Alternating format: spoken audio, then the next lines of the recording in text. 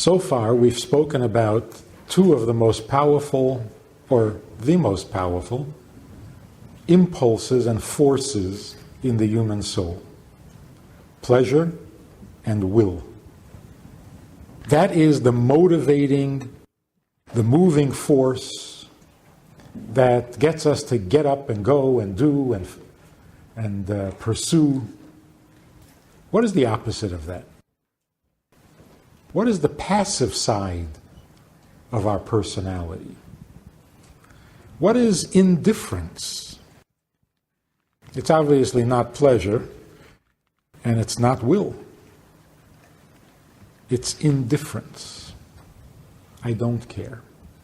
I don't want. I don't enjoy. The lack or the absence of will or pleasure that results in indifference, we would assume is an unhealthy and negative condition. You don't want anything? It's not good. You don't find pleasure in anything? That's dangerous. Sounds depressed. Generally it is. Indifference is considered the worst evil. Worse than bad pleasure or criminal will. At least you want something. If you're going to be a ganef, be a good ganef, Work at it.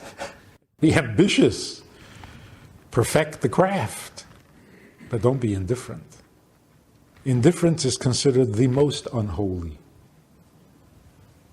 There's a commandment or a law in the section on prayer that you're not allowed to interrupt your prayers for any occasion because you're speaking to God and nothing should distract you from that. But what if there's a snake threatening you? Don't interrupt the prayer. If there's a scorpion threatening you, interrupt the prayer and get out of there. What is the difference? Spiritually, in terms of the soul, the snake is a hot venom, and the scorpion is a cold venom. It deadens. Instead of burning the tissue or whatever, it deadens the tissue. So here's the point. If you're excited about something, and then some other excitements kind of interfere, don't interrupt. Keep going. Drag the other excitement along. Because as long as it's excited, it's warm, it's enthusiastic, it'll catch on. It'll become part of your prayer, part of your davening. But if you're starting to feel a coldness settling in, you can't just continue praying. You got to stop and figure out what's wrong. And then start all over again with a new inspiration. Because coldness is related to death. Your grandparents might have told you this also. In Yiddish, you never say, I am cold. Now you say to your grandmother, I'm cold. They say, God forbid. Cold is lifeless. You say, I feel cold. It's cold in the room. Never say, I am cold. Because that sounds cadaverous. So indifference on the surface would be dismissed as lifeless, bad, unholy, negative, depressive. But there's got to be a positive side as well. Let's look at some of the positive side. God takes the Jews into the desert. No promise of food or water. And the Jews follow without question. They don't ask, what are we going to eat? What are we going to drink? Of course, they made up for it later by complaining all the time. But at the moment when they were asked to go into the desert, they went without questioning. And this is considered a great virtue. And as God describes it, God says, I took you into the desert to test you. Now, what was the test? Was it a test of their faith? There were other tests of faith. What was the uniqueness of this test? Every test that God puts us through brings out some quality within us. Because as we've already seen, The soul is a very complex being. It has a lot of hidden treasures, and if you just live your life on an ordinary day-to-day basis, you don't even get to use those treasures. So God puts a test in front of us, and the test forces us to dig a little deeper and use some of those unused, untapped treasures. So what was the test of going into the desert without food and drink? What was that test supposed to bring to the surface? What treasure was that supposed to uncover? It was supposed to uncover the ability to be indifferent. Food, no food, what's the difference? There are more interesting things to think about. To have or not to have, indifference. Not because I don't care, but because it doesn't really make a difference. Not important. You're talking to God, you want to go with God, God says desert, desert. What are you going to eat? What are we talking about eating for? It's like brides and grooms very often get frustrated. To them, the wedding is a wedding. It's the day of their life. And what are the parents haggling over? The caterer said that he can't make the dessert exactly the way you wanted it. And it's a crisis in the family. And the young couple are thinking, what are you doing? Why are you talking about food? It's our wedding. So it's not that they're indifferent because they're dull or lifeless. They're indifferent to the food and drink because there's something so much bigger and so much more significant that makes that whole issue fade into insignificance. In other words, the feelings or the needs that we generally experience may appear to be necessary. We dig a little deeper, we find out they're not necessary. And we develop an indifference that puts us above the problem. That's not lifeless, that's positive. Anytime a human being gets excited about an important project, you forget to eat. You literally don't get hungry. You forget to sleep. Can't go on for too long. But you can see how you can rise above what seems to be necessary human activity. We find that it's not necessary. Now you apply this to things a little more significant than food. If somebody has more than you, well, then you're going to be jealous, right? I mean, come on, that's a human being. You don't have to be. You can rise above that and be indifferent to that impulse or to that instinct. You don't have to be jealous. And if you feel jealous, you don't have to criticize and condemn them. If you feel jealous, you don't have to steal the object you're jealous over. You don't have to. Now, what does it mean you don't have to? It means you can step back and create an indifference. Somebody insults you. Must you take offense? You have to? There's no choice? You don't have to. Why? Because you can be indifferent. And in this case, the indifference is a virtue and a sign of life, not lifelessness. So when people say, whatever God gives me is fine, this too is for the good, where does that come from? You can say, oh, it comes from great faith. If you really believe and you're really convinced that nothing bad ever comes from heaven and that God always means well and does what's right even though you don't understand, well, if you believe all that, then you will be comfortable with whatever comes your way. But we know that there are people of great faith, or should we say had great faith, and then they went through a really difficult and painful experience and they didn't handle it very well. So then the argument is, well, that means that they never really believed. That's nasty. What it shows is that faith alone won't do it. Faith alone won't do it. Because you believe very strongly that God is right and God knows what He's doing. But what's happening is that you're suffering terrible grief or pain or tragedy, God forbid, whatever. The more you believe that God is in charge and that God is doing it and God is causing it, the harder it is to accept. It almost would be easier to not believe in God altogether.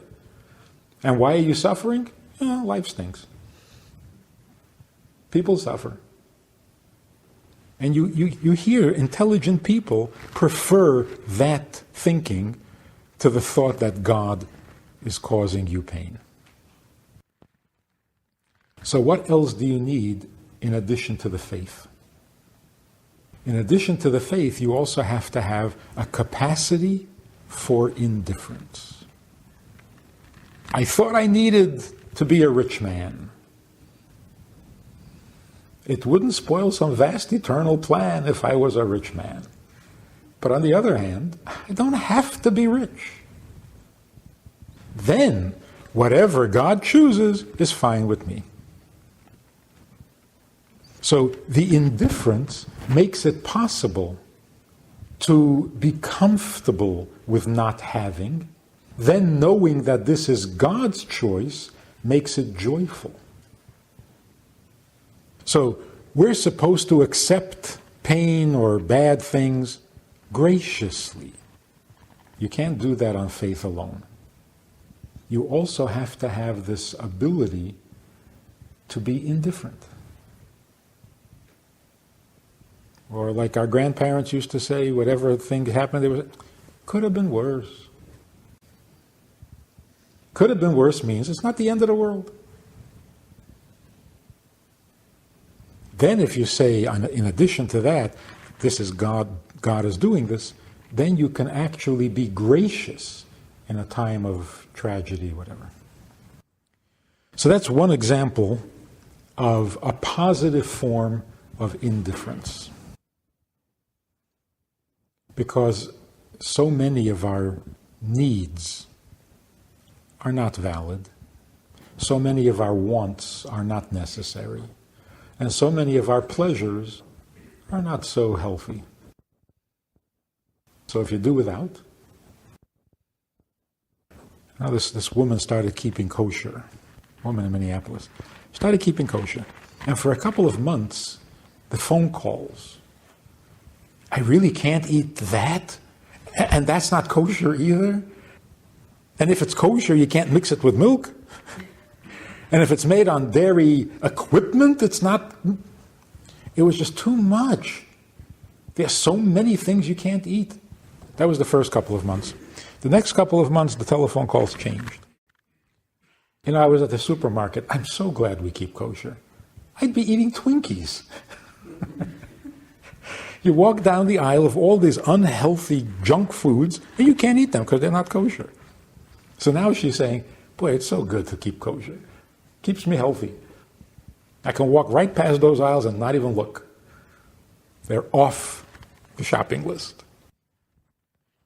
So not everything we take pleasure in is healthy.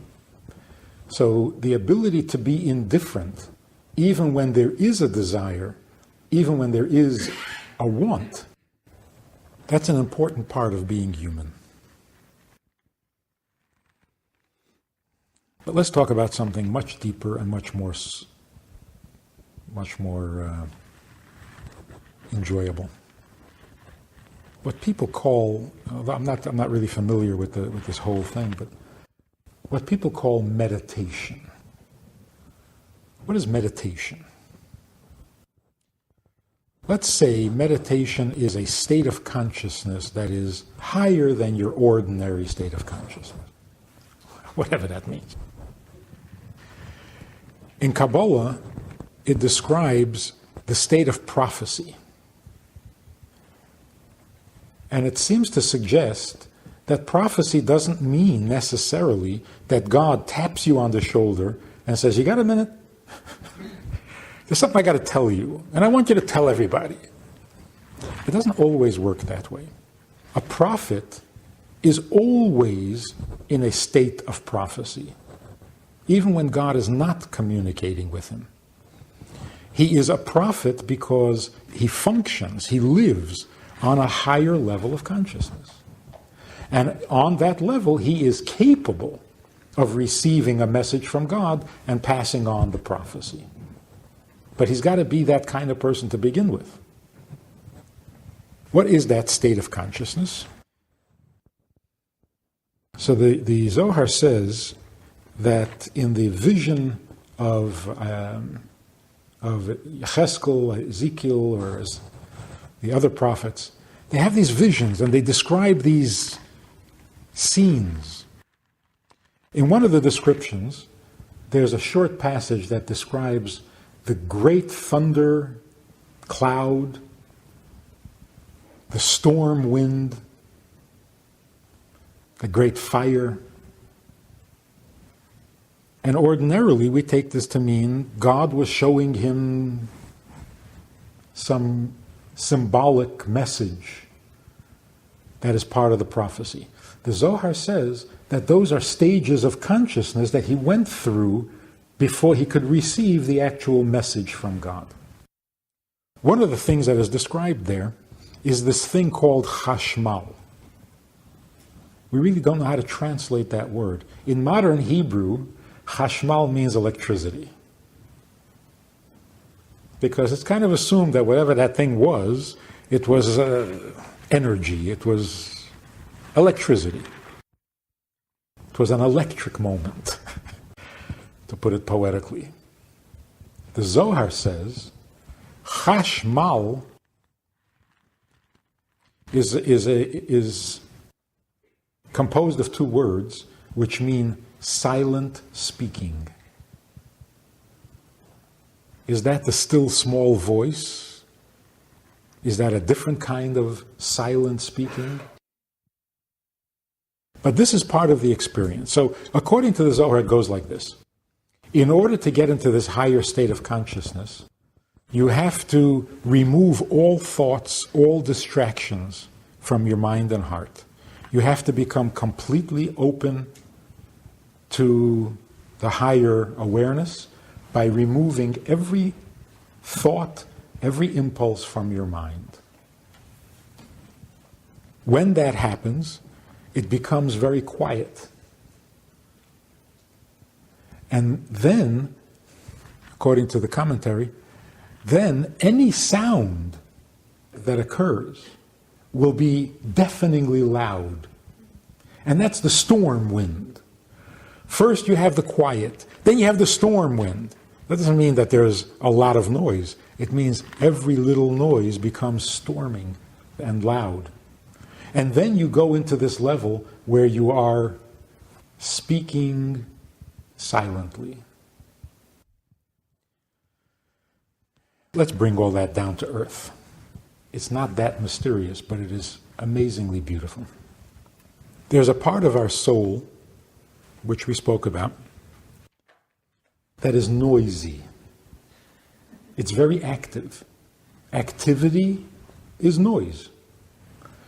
Thinking is a noisy process because nobody else hears it, but you hear it, and your thoughts are constantly running. It's like a frenetic train, like a hyperactive child. It goes on and on and on from one thing to the next, never stops. Of course, speech is noisy. Actions are noisy. Even emotions are noisy. They're tumultuous. I love, I hate, I used to love, I'm going to hate. There's all sorts of noise going on. Even in the brain. I don't understand. Oh, I do understand. Questions and answers going on inside the head. In addition to thinking. You think what you already know. But the mind is also wrestling with things it doesn't know. You can get to that part of the soul where all that is turned off. This happens generally when we experience something overwhelming? When does a person become speechless? When something is so overwhelmingly intense that there are no words. If it's even more intense, there are no thoughts. You don't even know what to think. You don't know what to feel. You actually go blank. But there's a way to do this consciously and purposefully, not waiting for something to overwhelm you.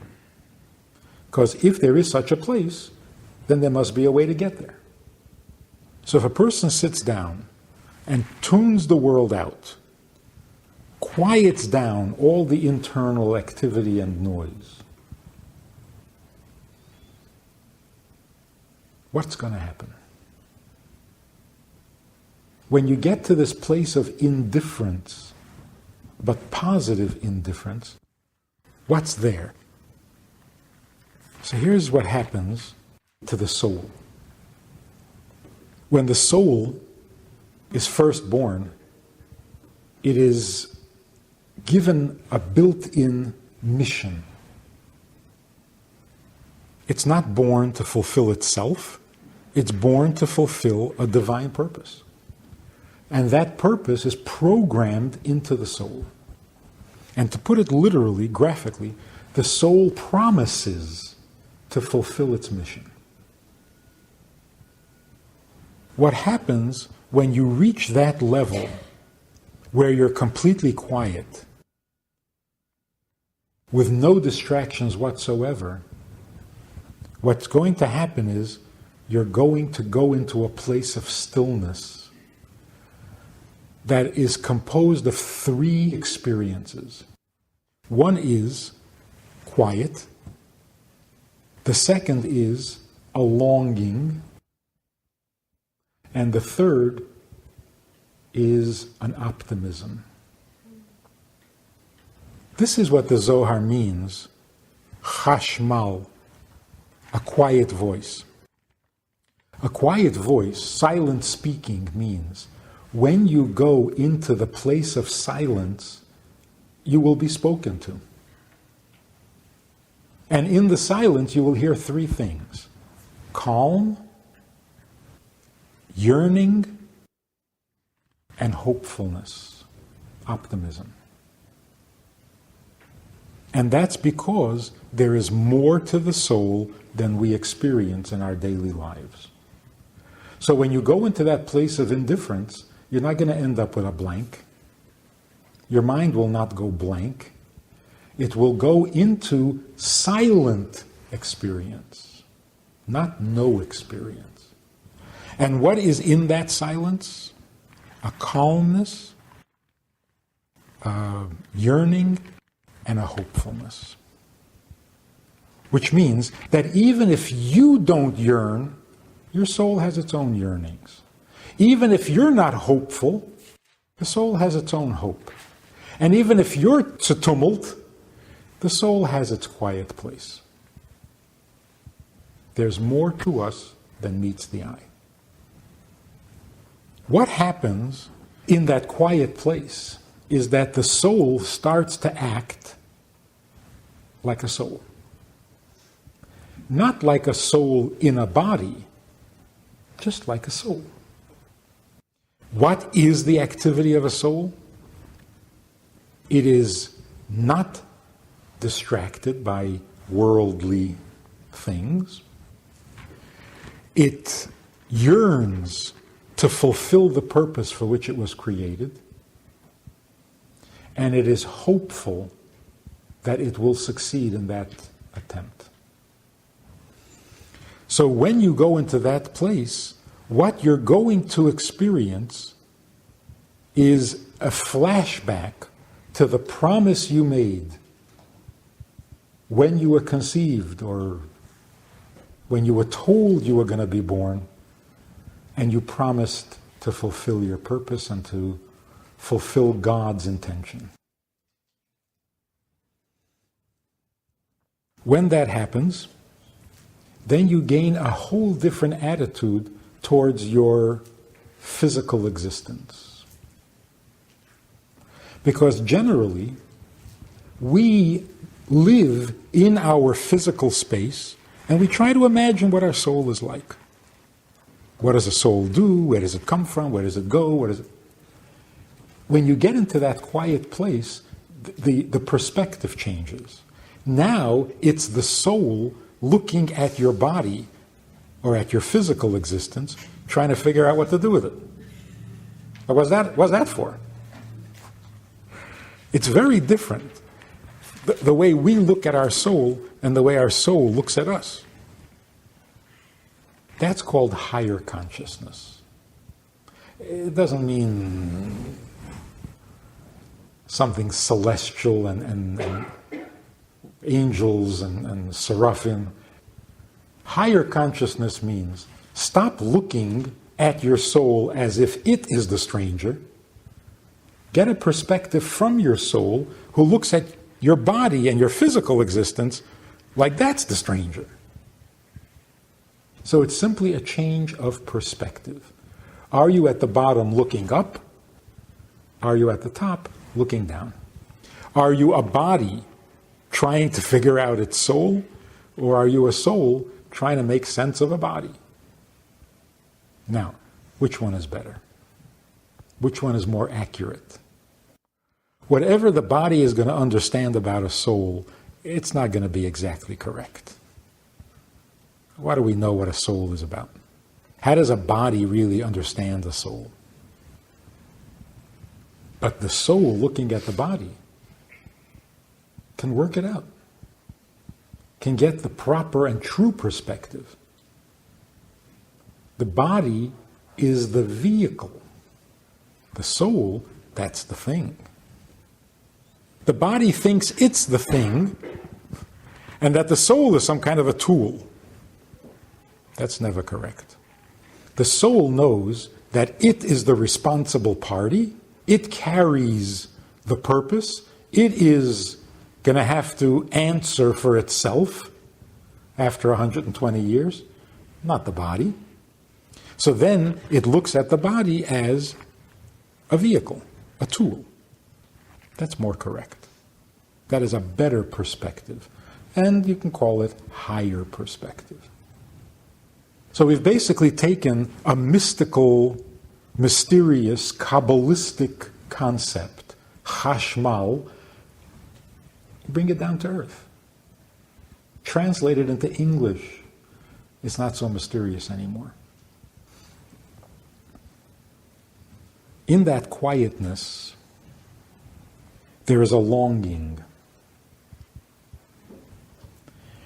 When we try to examine or judge the virtues and the value of a human being, what do we look for?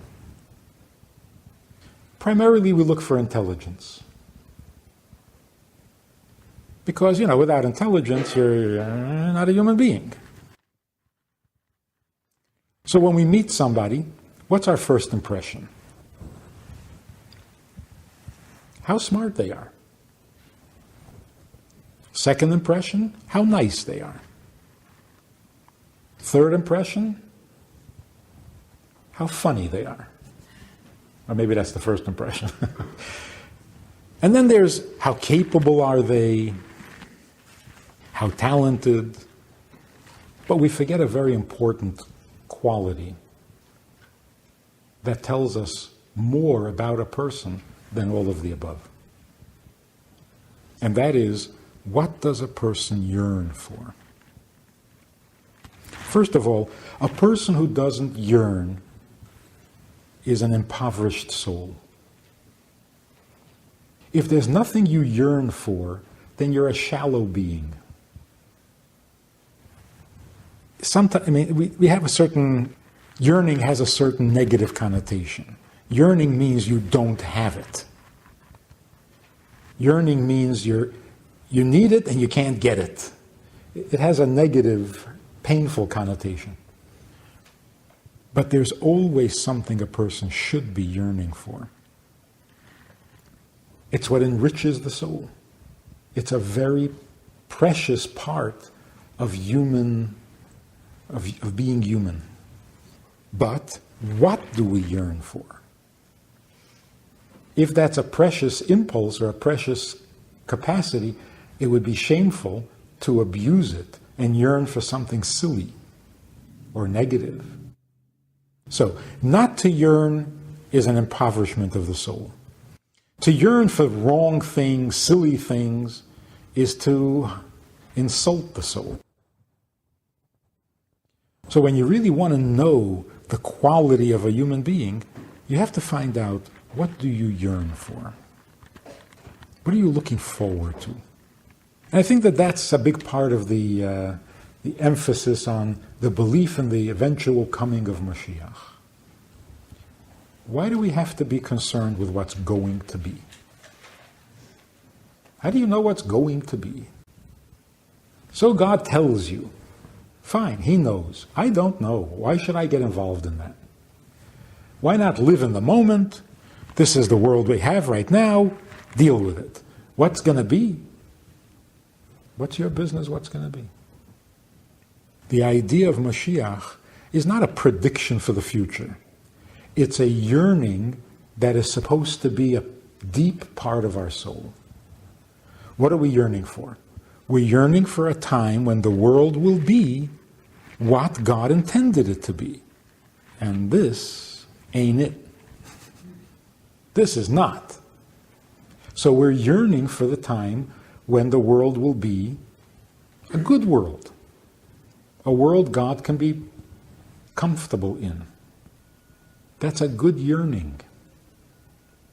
It shows where your heart and soul are at. A person who says, there have always been wars, there'll always be wars, just, get used to it, and don't be afraid of reality. That's a callous soul. And they don't really mean it either. It's easy to say when the war is someplace far away. Yeah, there'll always be wars. Someplace in the world there'll be a war. If you develop a little sensitivity, you really can't live like that. You can't dismiss it like that. So, the belief in the coming of Mashiach is basically a yearning for something better. So who believes in the coming of Mashiach? Anybody who says, this can't go on. If you've ever said that, if you've ever said that, you look in the newspapers and you say, this can't go on, well, then you believe in Mashiach. Because Mashiach means this is not going to go on forever. This has got to stop. And it will. So, yearning is a very precious part of the human experience. Without it, we're not quite human. Even if we're smart. Even if we're nice. It's not giving the soul its due credit. The soul provides us not only with intelligence, not only with will, not only with pleasure, but also with a yearning for something better. Where do we discover that yearning? In that silent place. If you take everything else away, what will remain to you? If you were not crazy, what would you be? Take away all the craziness, what's left? The quiet yearning of the soul. Now, yearning can be very frustrating if it goes on unsatisfied. So in addition to the yearning, the soul also has an optimism. When you see people, glasses half full, glasses half empty, where does that come from? Why are some people more optimistic, some people are less optimistic, some people are religiously pessimistic? Where does that come from? It comes from this place in the soul, where the soul knows that it has a mission and yearns to fulfill that mission. Now, is it optimistic about it or is it pessimistic about it?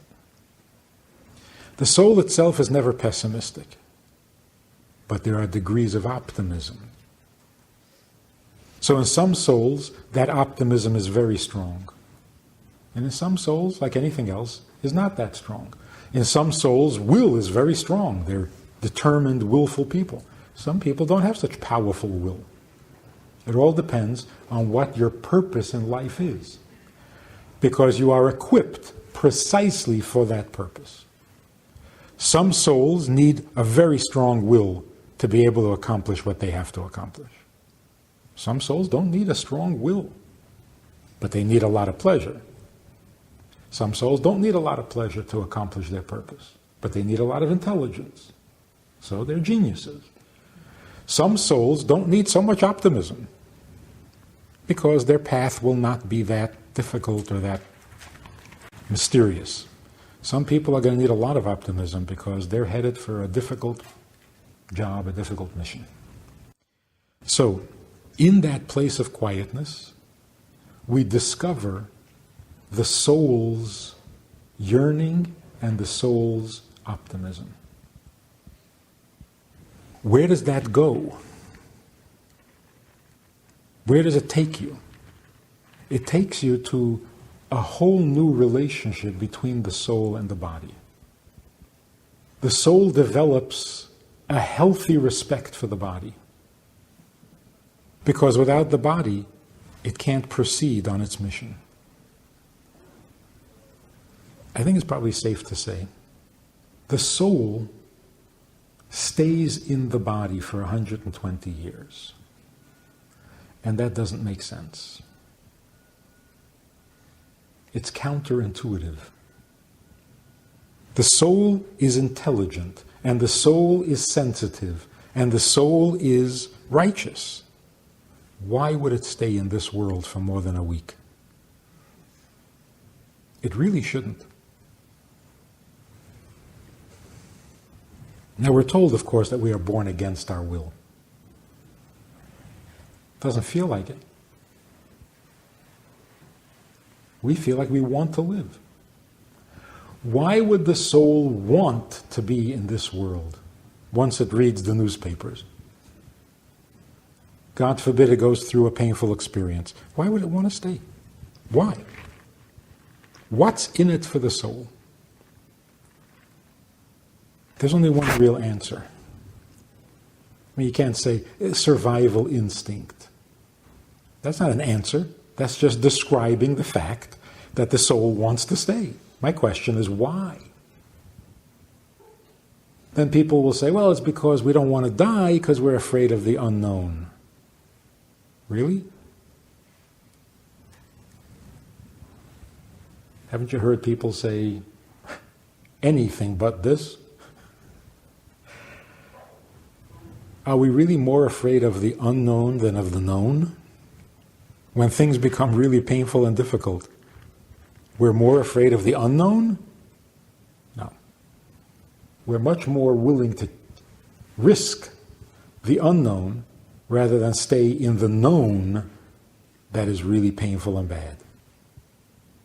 So there really isn't a good explanation why people come out of a horrendous experience and want to live. Why? The only real good answer is the soul recognizes the value of the body. What is the value of the body? It's the only way the soul can fulfill its promise. And what is important to the soul? A yearning to fulfill its mission. So there's a humility to the soul. A humility that allows the soul to get comfortable with a completely unfamiliar and unpleasant world. It accepts all of that, because if that's the way to get to fulfill my mission, well, fine. Not only begrudgingly, it develops a respect for the body, a concern for the welfare of the body. Be careful. Without that body, you can't do nothing. There are no mitzvahs you can do without a body. This is the trick. When you go into the higher state of consciousness, will you ever want to come back? There's a problem there. And there's a famous story in the Talmud about the sages who went into the garden, the secret garden, and 3 of them didn't make it. They didn't come back properly. Because once you've been there, why would you want to come back? So the ones who didn't make it, that I understand. The question is, how did one guy make it? How do you leave that place and come back to this tumult? It's because there's a humility in the soul that says, my world is nicer, holier, it's pure, it's gentle, it's clean, there's no conflict, but that's not where I belong. I belong in the body because that's where I fulfill my mission. So now listen to the conclusion, the punchline of this whole thing. We think of serving God as a religious thing. If you're religious, you want to get to heaven, or you want to be among the saints when they come marching in, so you do this, you don't do that, you keep kosher, you go for Shabbos, Yom Kippur, blah, blah, blah, and that's your religion. That's not the way we should see it. Serving God is not a religion. Getting things from God, that's a religion. When you want God to be good to you, that's religion. When you want to serve God, it's not a religion. It is the nature of the soul. The nature of the soul. To the soul, the definition of life is mission. Life is mission. No mission, no life. Because without the mission, the soul cannot tolerate the body for a minute. The quiet place cannot put up with the noise for a minute. And yet it does put up with it for 120 years. Only for one reason. And it's not religion. The definition of life to a soul is the fulfillment of a mission. And that's why the most painful thing, the cruelest and most unusual punishment for a human being is to be imprisoned. To be locked up in a cell, particularly in isolation, where the soul cannot function and cannot serve and can't do the mitzvah. That is a punishment worse than death, because it's neither death nor life. Because to the soul, life means fulfilling a purpose. By this definition, the person who is completely healthy, physically, but doesn't believe that there is a mission, he doesn't believe he's on a mission, he doesn't believe that he has to account for himself, that person is not healthy. Most people would say, oh, he's not religious. It's not that he's not religious. He's not healthy. The healthiest person is the person who has a clear picture of his mission and he's going for it. If you have that, then no matter what's going on in the body, you are healthy. Very literally, a guy with 2 healthy legs but doesn't think he has any place to go is a lot sicker than a person who knows where he has to go, doesn't have the legs. That makes sense? If you know where you have to go and you don't have legs, you find a way, you get there. You're a healthy human being. A little inconvenienced. But a person who has legs but doesn't think there's any place to go, that's a sick person. There's no life there from the perspective of the soul. The perspective of the body is, I got 2 feet. What are you bothering me with purpose? Like somebody once said, what is the American creed? Most countries have a philosophy, good or bad, whatever. What is America's philosophy? He was being critical, of course. He said, America's philosophy, if you ask the average American, His philosophy is, don't get in my way. Stay out of my way. Personal freedom. I can do whatever I want. Don't get in my way. So you hear them say this, like, don't get in my way. You say, whoa, whoa. Where are you going? No place. Just don't get in my way. That's not life. That's like the feet. Feeling good, look at the soul and say, what do you want? What do I need with you? I'm healthy. Really? So where are you going? No place. That's the lower perspective. The higher perspective is, I have a divine purpose. And amazingly, paradoxically, I need feet to do it. So I'll take care of my feet. That's what meditation should be. Now, how do we get to this quiet place? You have to sit in a certain position. I don't think so, because Jews never did that. Do you have to hum a certain sound? I don't think so. I mean, maybe that works, but it's not the way we do it. To get to that quiet place, you simply have to face your Creator. What does it mean to come to shul, to come to the synagogue, to pray, whether it's 3 times a day, every day, or twice a year on Yom Kippur? What are you doing when you come to pray? You're coming to ask for stuff? A little bit. But before you can ask, you have to know who you're talking to. So when you come to pray, you're basically coming to face your Creator, or your Father in heaven, depending on what your relationship with Him happens to be that year. If it's good, He's your Father in heaven. If not, He's your Creator.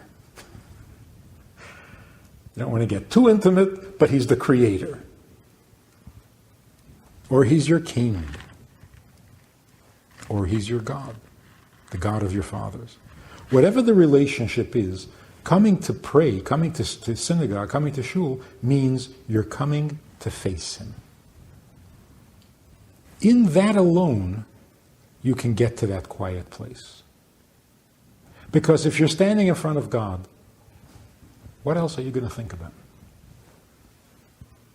The game is over. It's like being called into the principal's office. Remember that experience? Today it doesn't mean anything, but in our days, being called into a principal's office was a major event. And what happened? I mean, at the time, being a child, you saw it in a childish way. But look back at it. What happened? You're wild, you're crazy, you're fighting, you're playing, and you come into the principal's office. What is that? You're faking? In the principal's office, the games are over. It's showdown. It's a time of truth. No more games. Even with your teacher, you could say, no, I didn't, he did, she did, they told me, they... Not with the principal. You don't play those games with a principal. When you're standing in front of the principal, it's quiet. Everything's quiet. All your excuses, your rationalizations, your arguments, gone. You're just waiting for the verdict to come down. But there's a silence there. Of course, it's a silence that comes from fear, which is not completely silent. Your stomach is making noises. But you can see how, in the presence of a principle, the game is over. You become quiet. In the presence of God, not out of fear, but simply out of realization. When you stand in front of God, you have to answer one question and one question only. You've been good? You're doing your thing? You become quiet. And you don't have to be in any particular sitting position. You can even be shuckling. Standing before God, if we simply allow ourselves to do it, will take us into this quiet place. And in this quiet place, you suddenly start to yearn. You wish. You wish life had been different. You wish you would do more. You wish you were better. It's not an empty, vain wish. You're hearing your soul. You're hearing your soul's yearning. And you walk away not depressed, optimistic. I am a Jew. I will be a Jew. I will serve God. It'll be good. Then, of course, you go back to the tumult and you forget about it. But that's life. To experience that, even once in a lifetime, is fantastic. Once a year, that's good. Once a day, be careful. You might become a prophet. You're getting a little holy here. But to feel that every day would be so enriching. You would be so human. Now that is a positive form of indifference. When we become indifferent to one dimension of life, we open ourselves up to a whole nother dimension. What helps get there? You keep kosher. You say no to certain foods, and you develop an indifference. You don't need that. If there's no kosher food around, I don't need any food at all. You become detached. You observe Shabbos, for example. For 24 hours, you don't need anything. There are people who are heavy smokers, chain smokers, but they're religious. So on Shabbos, it's out of the question. There's no smoking. For 24 hours, they don't need it. Well, 23 hours. The last hour starts to get a little difficult. But for 23 hours, they don't need it. It's not like they walk around in agony with withdrawal symptoms. They don't need it.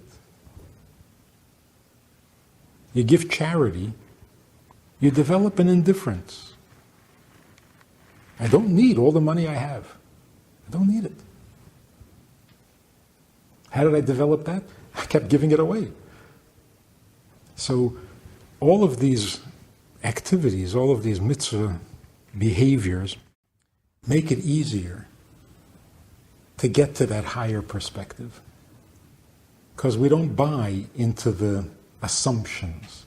You gotta have one of these, you gotta have one of those, you gotta put some money away, you gotta invest in this, you gotta make sure about that. Well, don't gotta. If it's a good thing, I'll do it. Not a good thing, I don't gotta. Well, you see that outfit? Oh, gotta have one. See that new car? Gotta have one. But you don't. That's the lower perspective. To get to the higher perspective is not that difficult. No, on Shabbos you don't gotta have anything. Not just you don't gotta have that car, you don't gotta have a car at all. It's liberating. And that doesn't leave you nowhere. It doesn't just leave you without a car. It doesn't just leave you on foot. It gives you that higher perspective. So a secular view of a human being is frightening. If I don't have this, that, and the other, I'll be nothing. A more spiritual view is, if you don't have this, that, and the other, you'll have your soul. You won't be nothing. When you go into that quiet place, it's not nothing. It's an indifference that is productive. not just a blank space. So it's not a transcendental meditation. You're not transcending, you're getting into something better, something active and real. It speaks to you, but it speaks quietly, without the tumult. So we have covered 3 major areas in the human psyche: the will, the pleasure, and the indifference. Those are called the higher powers, even on a secret. We cover our heads, men cover their heads, because 10 parts of your soul are within your system. 2 parts are above your system. The 2 parts are your will and your pleasure. They're not part of the system. They direct the system. Will tells the mind how to think, not how to think, to think. Will orders the emotions to feel. But it's above. So to be aware of that additional part of soul that we have, we wear something on our heads to remind us of what is above us. Generally, if you ask people, what is that? What is that kippah? What is it? To remind you that there's a God above. Generally, that's correct, but let's get more specific. What part of God are you talking about? You're talking about the part of your soul that is a little closer to God. And that's your will and your pleasure. Hasidim take things literally. There are 2 parts that are above your head. Well, then you have to have 2 hats. Then you have to have a yarmulke and a hat on top of that. So if you really want to know what this is, the kippah is the symbol of the will, and the hat is the symbol of pleasure.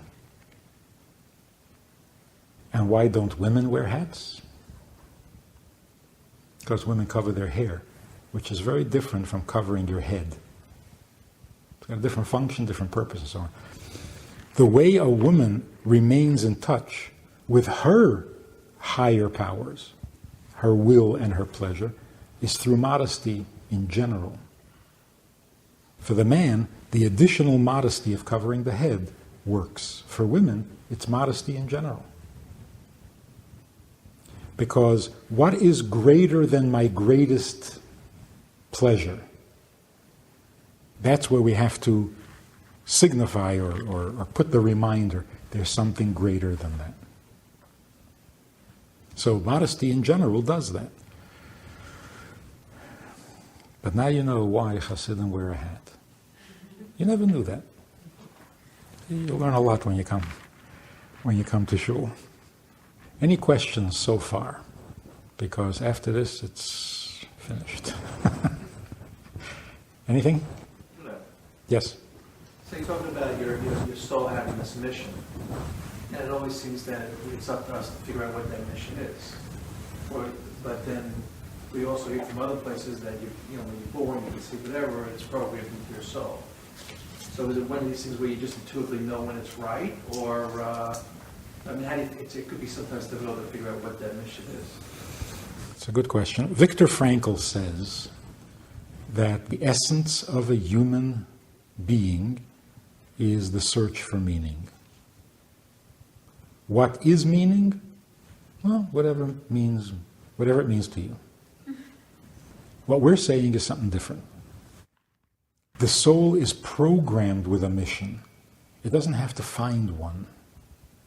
It is born with a mission. And therefore, the mission has to be told or has to be described so that the soul can go about doing it correctly. And that mission is to serve God according to His instructions, which He gives us in the Torah on Mount Sinai. Actually, even though there are 613 instructions plus 1 million details, in spite of that, we're still not sure. We know what we're supposed to do. We don't know what our individual function is. An entire congregation gets together on Yom Kippur, right? 500 people. They're all there to do the same thing, to fast and to pray. And what are they going to pray? The exact same words. They're all going to say the exact same words. And each one of them is sitting there thinking, what am I doing? What is my purpose? In other words, if you're going to keep kosher, well, everybody keeps kosher. What's your purpose? You're going to put on tefillin? Every Jew puts on tefillin. You're going to light a Shabbos candle? It's been done. You won't be the first. Although we're all doing the same mitzvah, no two mitzvahs are ever the same. You can't compare a woman in Germany in the 30s who lights a Shabbos candle to a woman in Morocco in the Middle Ages. It's not the same. I mean, it is the same, and it's not the same. You really can't even compare the mother lighting the Shabbos candles and the daughter lighting it right along with her. They're doing the same thing? Yes and no. So what is your purpose? Your purpose is to bring your particular set of experiences, your sensitivities, your hang-ups, your shtick, to the same mitzvah that other people do with their shtick, with their circumstances, with their challenges. And the Torah guarantees, when you put on tefillin, no one has ever put on tefillin like that before, because God doesn't repeat himself. If you were doing exactly the same mitzvah somebody else was doing, one of you isn't necessary. Let's take it a step further. You put on tefillin today, and then you put on tefillin tomorrow. It's not the same act. You'll do it the same way. It's not the same mitzvah. You've changed since yesterday. Yesterday you had more time. Today you don't have time. And you do it anyway. It's a whole different mitzvah. So there are certain nuances that make you different from everybody else. Oh, that's my purpose. But our purpose, we all know, that's not left to the imagination. I guess that's the power of doing a mitzvah. Thinking, my parents did this, my grandparents, my great-grandparents, all the way back to Avraham or to Moses. That's awesome. An unbroken chain of continued, and then on the other hand, it's not like any mitzvah that was ever done before. And of course, that's why when Jews came to America at the turn of the century, they weren't going to do mitzvahs. Because not in America. You don't do mitzvahs in America. It's for Europe, for Babylonia, not America. And when Jews ended up doing mitzvahs in America, it's a different mitzvah. It's the same mitzvah, but it's a whole different mitzvah. So you get both continuity and originality when you do a mitzvah. You're connected in an unbroken chain, and you're doing something that was never done before. There's that joke about the guy you ask a guy in Russia, would he like to put on tefillin? And he says, what are you kidding? This is Russia. When I get to Israel.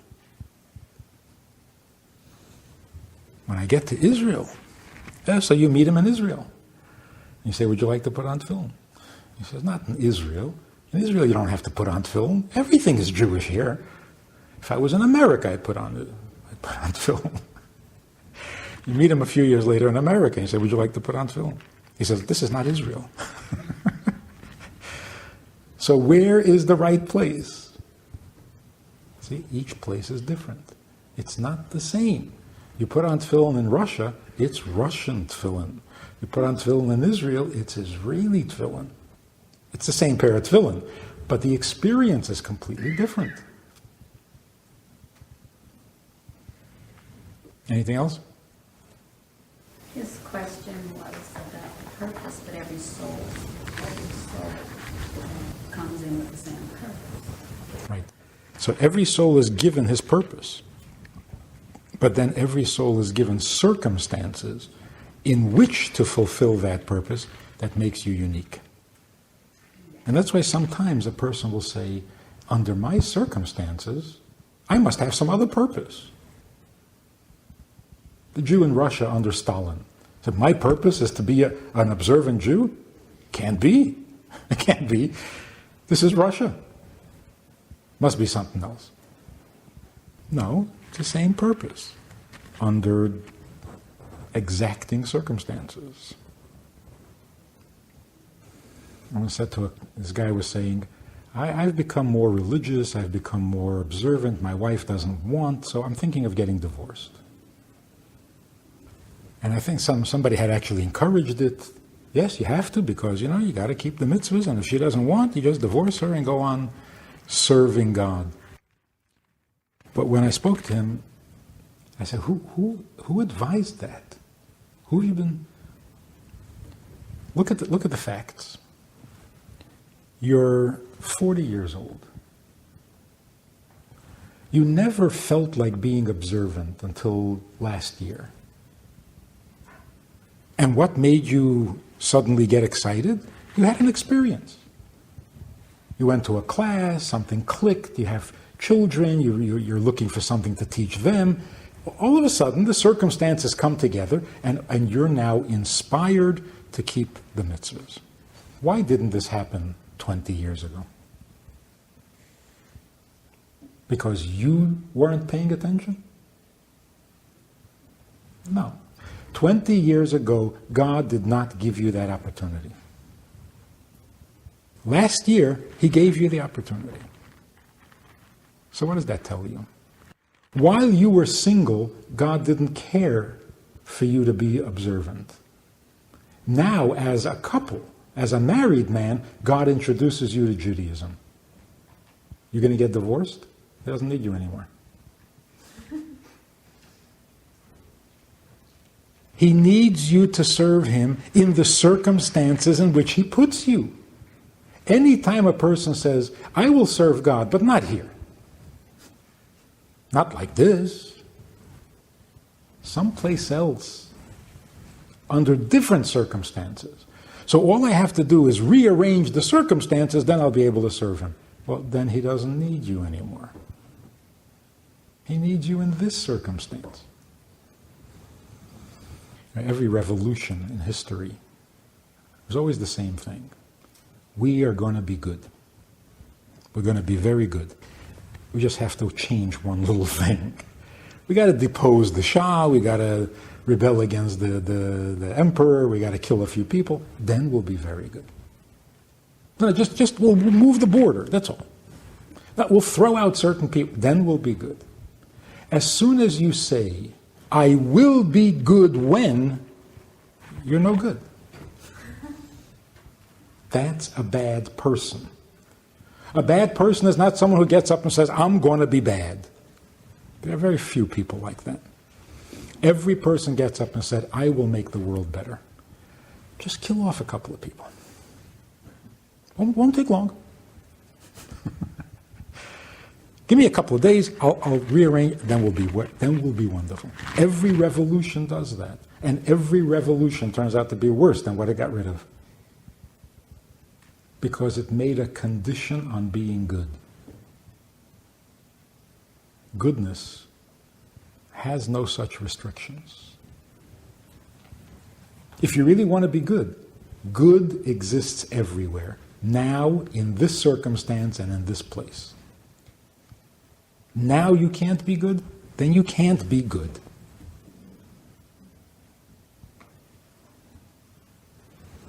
So the revolution really is looking for a more comfortable life. It's not really looking for a better life.